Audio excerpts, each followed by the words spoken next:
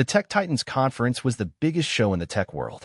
Imagine a giant playground filled with flashing lights, cool robots, and screens bigger than houses. Everyone who was anyone in computers and gadgets was there. Big companies showed off their newest inventions, hoping to impress investors and get everyone excited. This year, all eyes were on Innovatech, a company known for making super smart software. They were about to show off their latest creation, a system that promised to make everything faster and easier. The stage was set, the lights were bright, and the crowd was buzzing. The Innovatech engineers, dressed in matching blue shirts, stood nervously behind a long table covered in computers. They had worked for months on this demo, and everything had to be perfect. Millions of dollars were on the line. This was their chance to shine and prove they were the best. They hoped to make a lasting impression, creating an atmosphere filled with anticipation. The lead engineer, a man with slick back hair and a confident smile, or at least, he tried to look confident, stepped forward. "Welcome, everyone, to the future," he announced, his voice booming through the speakers. The crowd cheered, eager to see what Innovatech had in store. Little did they know, the future was about to take a very bumpy ride. The lead engineer clicked a button on his tablet. A giant screen behind him flickered to life, showing a complicated dashboard with graphs and charts. "Our new system, OmniSolve, can solve any problem you throw at it," he declared. He typed in a simple request, "What's the weather in London?" OmniSolve whirred and beeped, and then, nothing. The screen froze. The lead engineer frowned. "A slight hiccup," he mumbled, clicking the button again. Still nothing. The screen remained stubbornly frozen, like a stubborn mule refusing to move. He tried another request, a more complex one this time, analyze the stock market trends for the last year. Again, the system sputtered and died. The engineers behind him started to sweat. They whispered urgently to each other, their faces pale with worry. The confident smile on the lead engineer's face began to crack. He wiped his brow with a handkerchief, trying to maintain his composure. The audience started to murmur. The investors, who had been leaning forward with interest, now sat back in their chairs, their expressions turning skeptical. The press, armed with cameras and microphones, began to look like hungry wolves ready to pounce. This wasn't going as planned. Not at all. This amazing new thing was turning into a very big problem, very quickly. The future, it seemed, was stuck in the past. The murmuring in the audience grew louder, like a swarm of angry bees. Investors started checking their watches, their faces etched with disapproval. A few even started to get up and leave, their expensive shoes clicking on the polished floor. The press scribbled furiously in their notebooks, their pens dancing across the pages like spiders on a web. On stage, the scene was pure chaos. The engineers frantically typed on their keyboards, their fingers flying across the keys in a desperate attempt to revive OmniSolve. One engineer slammed his fist on the table in frustration. Another buried his face in his hands, muttering it worked perfectly in the lab.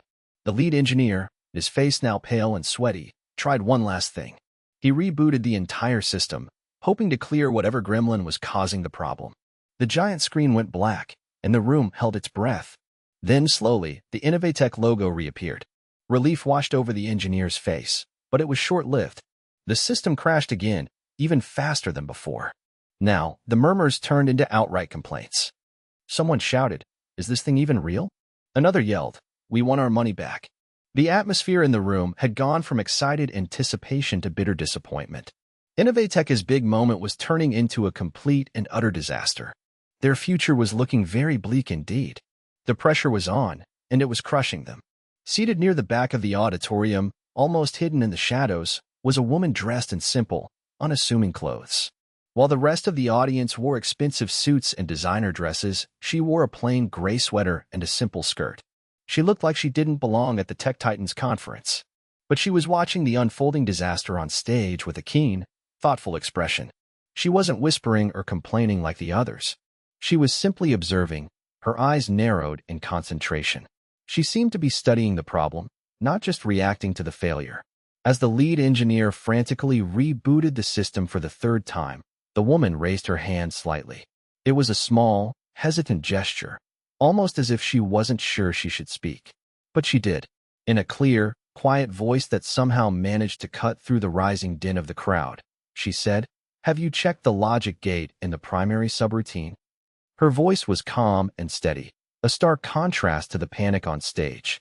But her words hung in the air, a lifeline thrown to a drowning team. Would they grab it? Or would they dismiss it as just another useless suggestion?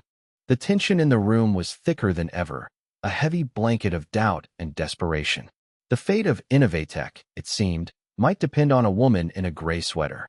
The lead engineer, still flustered and desperate, barely glanced in her direction. "Thanks," he said, his voice dripping with sarcasm. "But I think we need qualified input right now." He waved his hand dismissively, as if swatting away a pesky fly. He didn't even bother to look at her. One of the other engineers, a skinny man with glasses perched on his nose, leaned over to the lead engineer and whispered, "She's probably just someone's assistant. You know, here to take notes or something." They both chuckled condescendingly, convinced that this woman in the back couldn't possibly know anything about their complex system. Their arrogance was a sharp contrast to the woman's quiet confidence.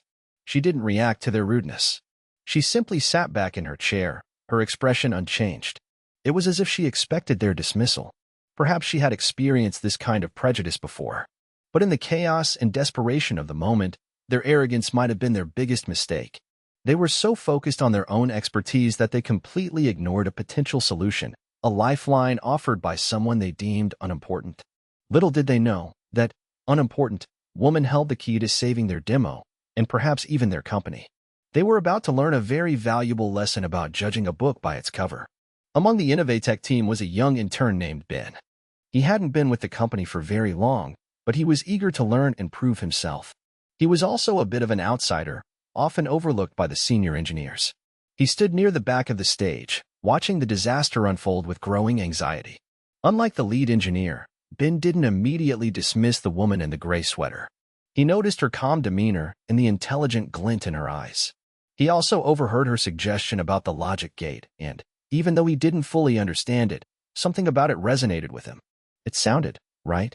While the senior engineers continued to panic and try the same failed solutions, Ben decided to take a risk. He quietly slipped off the stage and made his way towards the back of the auditorium, towards the woman in gray. He felt a bit nervous, like he was doing something he shouldn't be doing. But he couldn't shake the feeling that she might hold the answer to their problems.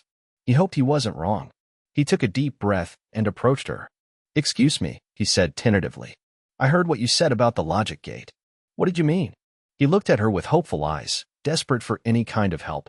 He was betting everything on this quiet woman in the back. The woman looked at Ben, her eyes filled with a mixture of surprise and understanding. She seemed to appreciate his willingness to listen, his open-mindedness. She smiled faintly, a small, almost imperceptible curve of her lips. "It's a simple logic error," she said, her voice still calm and quiet. "In the primary subroutine, the logic gate is set to, or when it should be, and it's causing a conflict when the system tries to process multiple requests simultaneously." She reached into her purse and pulled out a napkin. With a pen she borrowed from Ben, she quickly scribbled down a few lines of code, clearly indicating the change that needed to be made. The code looked simple, almost too simple, but Ben trusted her. He carefully studied the napkin, trying to understand the logic behind her fix.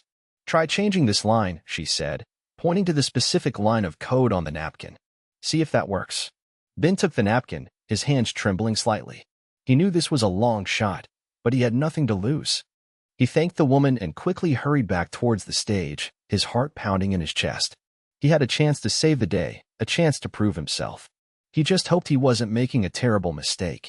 The fate of Innovatech, and his own career, might depend on this small piece of paper. Back on stage, the lead engineer was about to give up. He was out of ideas, out of options, and out of time. The investors were openly talking amongst themselves, their faces grim. The press was practically drooling, ready to write scathing reviews. Ben rushed to his workstation, his hands shaking so badly he could barely type. He carefully entered the code from the napkin, double-checking each character to make sure he didn't make any mistakes. It was a simple change, just one word, but he knew it could make all the difference. He took a deep breath and hit the enter key. The system whirred and beeped, and then, silence. For a moment, nothing happened. Ben held his breath, his eyes glued to the screen. Had it worked? Had he actually fixed it? Then, slowly, the screen flickered to life. The dashboard reappeared, but this time, it was different. The graphs and charts were moving. The system was responding. Ben typed in the same request the lead engineer had tried earlier. "What's the weather in London?" and analyzed the stock market trends for the last year. This time, OmniSolve responded instantly, displaying the information clearly and accurately. Ben couldn't believe it. He had done it. He had saved the demo. A wave of relief washed over him, so powerful he almost collapsed. But he had no time to celebrate. He had to show the others. Ben turned to the lead engineer, his face beaming. "It's working," he exclaimed, his voice filled with excitement. "I fixed it. OmniSolve is working." The lead engineer stared at him in disbelief. "What? How?" he stammered, completely bewildered. He rushed over to Ben's workstation and saw the screen for himself. OmniSolve was indeed functioning perfectly, answering requests with speed and accuracy. The other engineers crowded around, their faces a mixture of shock and confusion. They couldn't believe that a lowly intern had managed to fix the problem that they, the experienced engineers, had been struggling with for the entire presentation. The audience, who had been on the verge of leaving, noticed the sudden change in atmosphere. They saw the lead engineer's stunned expression and the activity on the screen. They stopped murmuring and started to pay attention again. The lead engineer, desperate to salvage the situation, grabbed the microphone. "Ladies and gentlemen," he announced, his voice regaining some of its earlier confidence. "We apologize for the technical difficulties, but I'm happy to announce that OmniSolve is now fully operational." He didn't mention Ben, or the woman in the gray sweater. He took all the credit for himself. But Ben didn't care. He was just happy that the system was working and that Innovatech had been saved from disaster. But the story wasn't over yet. The best was yet to come. The lead engineer, still basking in the undeserved glow of success, noticed Ben talking to the other engineers, pointing towards the back of the auditorium. His curiosity piqued, he approached them. "What's going on?" he asked, trying to sound casual. One of the engineers, his face red with embarrassment, mumbled. "Ben said, he said that woman in the back. She told him how to fix it." The lead engineer's eyes widened in disbelief. "That woman? But how could she possibly know?" He pushed his way through the crowd and approached Ben. "Is this true?" he demanded, his voice tight with anger. "Did she really tell you how to fix OmniSolve?" Ben nodded, his eyes downcast. He felt guilty for not speaking up earlier, for letting the lead engineer take the credit. "Yes," he said quietly. "She did." The lead engineer, his face a mask of fury and humiliation, stormed off the stage and marched towards the back of the auditorium, determined to confront the woman who had exposed his incompetence. The other engineers followed him, their faces filled with a mixture of curiosity and apprehension. They were all desperate to know who this mysterious woman was and how she knew so much about their system. They were regretting their behavior and the fact that they were so rude. The woman's identity was about to be revealed. The lead engineer stopped in front of the woman, his face flushed with anger and embarrassment. "Who are you?" he demanded, his voice trembling slightly. "And how did you know how to fix our system?" The woman looked at him calmly, her expression unwavering. "I helped write the original protocol," she replied, her voice clear and steady. "Back when it was just a college project, with your CTO?" A collective gasp swept through the crowd. The engineers, the investors, the press, everyone was stunned into silence. They couldn't believe what they were hearing. This unassuming woman in the gray sweater was one of the original creators of OmniSolve. The lead engineer's jaw dropped. He was speechless. He had just dismissed and insulted one of the founders of the very system he was trying to showcase. His arrogance had blinded him to the truth.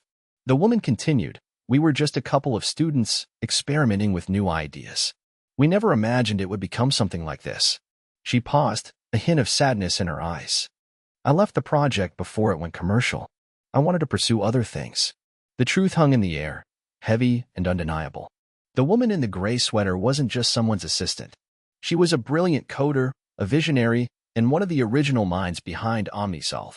And she had just saved Innovatech from complete disaster. The lead engineer's world was crashing down around him. He knew he had made a terrible mistake. The silence in the room was deafening. Everyone was trying to process the incredible revelation. Why would someone so talented, someone who had helped create something so groundbreaking, simply walk away? The woman saw the questions in their eyes and offered a simple explanation. "I wanted something different," she said, her voice soft but firm. "I realized that the corporate world, the endless meetings and the pressure to make money, wasn't for me. I wanted to use my skills to help people directly, not just to make a company richer." She paused, a wistful smile playing on her lips. "So I became a teacher. I teach kids how to code, how to create their own apps and websites. It's not as glamorous as this," she gestured around the room, "but it's much more rewarding. Her words resonated with many in the audience. Some of the younger engineers, who had been questioning their own career choices, looked at her with newfound respect. They realized that success wasn't just about money and fame. It was about finding something that made you happy, something that made a difference in the world. The woman had chosen a different path, a path less traveled. She had traded the spotlight for a classroom, the boardroom for a blackboard. And in doing so, she had found a different kind of success, a success that was measured not in dollars, but in the lives she had touched. She showed them that it's okay to walk away from something if it doesn't align with your values. A profound silence settled over the room. The investors, the press, the engineers, all were humbled by the woman's story and her quiet dignity. They realized how wrong they had been to judge her based on her appearance and her unassuming demeanor. The lead engineer, his face pale and drawn, stood silently, shamefaced. He avoided eye contact with the woman, acutely aware of his own arrogance and his disrespectful behavior. He knew he had a lot to learn. Even the engineers who had whispered about her being just someone's assistant now looked at her with newfound respect. They understood that true intelligence and expertise could come from anyone, regardless of their background or their clothes. The silence wasn't just a silence of shock. It was a silence of understanding, a silence of respect. Everyone in the room was reflecting on their own biases, their own prejudices.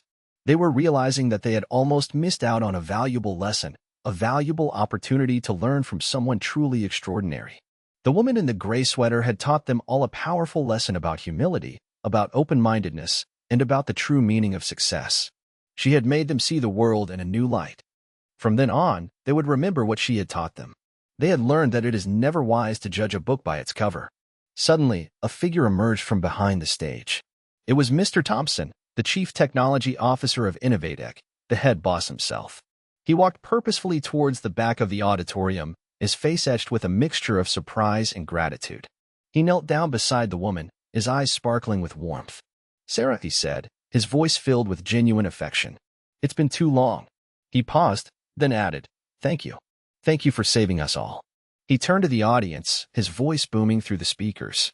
"Ladies and gentlemen," he announced, "I want you all to meet Sarah Chin. Sarah and I started this company together, back when we were just college students with a crazy idea." He continued, "Sarah is a brilliant coder, a visionary, and one of the most talented people I know. She may have left Innovatec, but she never lost her passion for technology or her ability to solve even the most complex problems." He stood up and extended his hand to Sarah, helping her to her feet. "Sarah, would you do us the honor of coming up on stage and explaining to everyone what went wrong and how you fixed it?" His request showed everyone how important she was. The entire room watched with bated breath, eager to hear what she had to say. The CTO's actions spoke volumes about his respect and admiration for Sarah. The lead engineer, his face a mask of mortification, stepped aside, his shoulders slumped in defeat. He knew that his moment in the spotlight was over, and that he had no right to be on that stage. He had not only failed to fix the problem, but he had also been rude and dismissive to the very person who held the solution. Sarah, with a gentle smile, accepted the CTO's invitation and walked towards the stage. She didn't gloat or try to make the lead engineer feel worse. She simply focused on the task at hand, explaining the problem and how she had fixed it. She took the microphone and began to speak, her voice calm and clear. The issue was a simple logic error in the primary subroutine, she explained, using language that everyone could understand. The logic gate was set to, or when it should have been, and this caused a conflict when the system tried to process multiple requests simultaneously. She went on to explain the fix in detail, using diagrams and examples to illustrate her points. She spoke with precision and clarity, demonstrating her deep understanding of the system. She didn't try to impress anyone with technical jargon or complicated explanations. She simply wanted to help them understand. As she spoke, the audience listened intently, captivated by her knowledge and her humility. They were amazed that someone so brilliant could be so down-to-earth. The lead engineer, standing silently in the wings, couldn't help but feel a pang of regret. He knew that he had missed out on an incredible opportunity to learn from someone truly special. The engineer felt the embarrassment. When Sarah finished her explanation, she didn't linger on the stage, waiting for applause or accolades. She had simply wanted to share her knowledge and help others understand. She had no desire for fame or recognition. With a polite nod to the CTO, she turned and walked off the stage, heading back towards the anonymity of the crowd. She moved quickly and purposefully, as if she wanted to disappear before the attention became too much. She had done what she came to do, and now she was ready to leave. As she reached the edge of the stage, she paused for a moment, glancing back at the audience. She saw the lead engineer standing silently in the wings, his head bowed in shame. She gave him a small, almost imperceptible smile, a gesture of forgiveness and understanding. Then, she turned and walked away, disappearing into the crowd. Her quiet exit was a testament to her humility and her lack of ego. She didn't need the applause or the recognition. She knew that she had done the right thing, and that was enough for her. She had proven that true greatness doesn't need to be shouted from the rooftops. It can be found in quiet acts of kindness, in simple acts of sharing knowledge, and in the courage to be true to yourself. She was one of a kind. But before Sarah could completely disappear into the crowd, something happened. A single clap rang out, followed by another and another. Soon, the entire room erupted in thunderous applause. The applause wasn't just for fixing the system. It was for her humility, her intelligence, and her quiet strength. It was for proving that true genius doesn't need to be flashy or arrogant. It was for showing them all what it truly meant to be a great person. The investors, who had been ready to pull out their money, now clapped with renewed enthusiasm. They saw that Innovatech had something special, something that couldn't be measured in dollars and cents, a culture of innovation, a willingness to learn from anyone, and the courage to admit when they were wrong. The press, who had been ready to write scathing reviews, now scrambled to revise their stories. They had witnessed something extraordinary, something that transcended the usual hype and spin of the tech world. They had seen a true hero emerge from the shadows. Even the lead engineer, standing silently in the wings, joined in the applause, his hands clapping slowly and deliberately. He knew that he had been wrong about Sarah, and that he had a lot to learn from her. He hoped that someday, he could be as humble and as gracious as she was. The applause was for Sarah. She saved the day. They applauded her humbleness and her greatness. The end. The applause continued for several minutes, echoing through the auditorium. It was a standing ovation, a heartfelt tribute to a woman who had defied expectations and shown them all the true meaning of greatness. Even after Sarah had completely disappeared from view, the applause continued. People were still clapping, still cheering, still celebrating her quiet triumph. It was as if they couldn't stop, as if they needed to express their gratitude and admiration in some tangible way. The CTO, Mr. Thompson, stood on the stage, beaming with pride. He knew that Sarah's presence had not only saved the demo but had also transformed the entire company. He resolved to create a culture where everyone felt valued and respected, regardless of their background or their position. Ben, the young intern, stood near the back of the auditorium, clapping with all his might. He had learned a valuable lesson that day, to never judge a book by its cover, and to always be open to new ideas, no matter where they came from. He knew that his career at Innovatech was just beginning, and that he had a bright future ahead of him. And somewhere in the crowd, Sarah Chin smiled to herself, knowing that she had made a difference. She had shown them all that true greatness isn't about fame or fortune. It's about using your gifts to help others, and about staying true to yourself, no matter what. The applause continued to ring out, a testament to her enduring legacy. The end. The conference continued, but for many who were there, the atmosphere had shifted. It was no longer just a place to show off the latest gadgets and make deals. It was a place where people had learned a valuable lesson about respect, humility, and the true meaning of success. The story of Sarah Chin, the woman in the gray sweater, became a legend in the tech world. It was a reminder that true intelligence and talent can be found in the most unexpected places, and that it's never wise to judge a book by its cover. It's important to remember that everyone deserves respect, no matter what they look like, where they come from, or what they do for a living. We should all strive to be more open-minded, more compassionate, and more willing to listen to others, especially those who seem different from us. Because you never know. The person you dismiss today might just be the one who saves you tomorrow. The end. Thank you for reading.